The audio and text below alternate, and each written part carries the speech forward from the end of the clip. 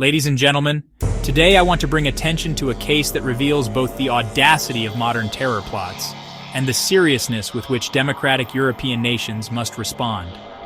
Just recently, Lithuania has charged 15 individuals in connection with an alleged Russian-backed terror plot involving parcel bombs. The plot, prosecutors say, was aimed at destabilizing European allies. The 15 suspects come from 5 different countries and are accused of planning attacks in Germany, Poland, and the UK. The modus operandi? They allegedly used delivery companies, a commercial courier network, to send 4 parcels disguised as cosmetics from Vilnius. Inside, hidden explosives were intended to ignite fires.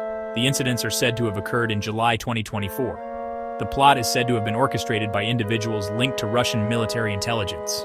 One of the alleged goals, sabotage.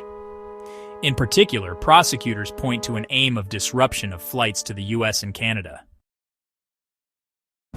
This case matters for multiple reasons. Transnational risk. The plan involved actors and targets in multiple European states. It shows how threats can cross borders easily when using globalized logistics like international parcel delivery. Hybrid warfare.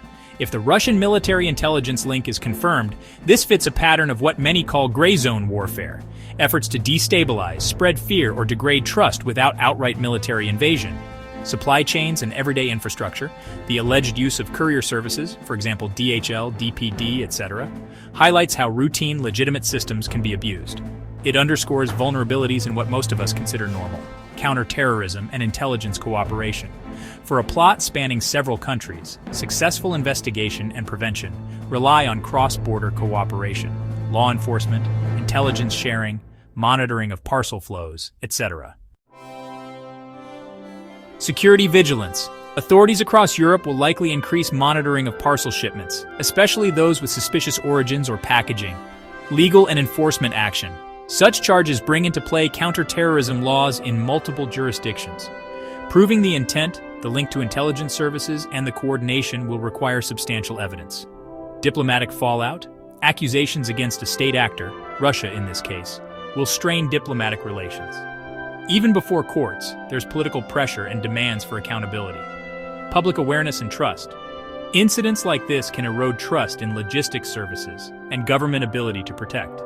They also can fuel public anxiety, which may be one goal of such plots. Proving links.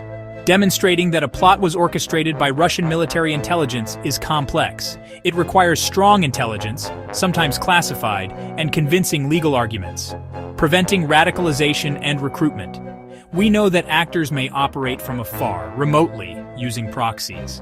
Identifying and preventing the radicalization or recruitment of participants across borders remains a major challenge. Balancing security and civil liberties. If parcel checks become more invasive or surveillance of communications more intense, there will be debates about privacy, rights, and proportionality. Resilience is key. The more interconnected our logistic, transportation, and communication systems are, the more resilient we need to be in terms of verification, rapid response, and cross-border coordination. Transparency and public communication. Governments must inform citizens about threats without causing panic. Being open about patterns and risks, without compromising operations, helps maintain trust. Multilateral frameworks. Bodies like the EU, NATO, and other alliances must continue to develop shared standards for intelligence cooperation, rules for handling state-sponsored sabotage, and shared legal tools. This alleged parcel bomb plot uncovered by Lithuania is more than just one foiled scheme. It's a case study in how modern forms of sabotage and terror evolve, using everyday infrastructure, crossing borders, taking advantage of bureaucratic and logistical opacity, and possibly backed by powerful state actors.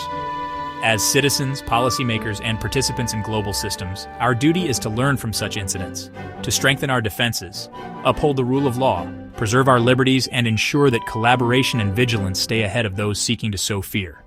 Thank you.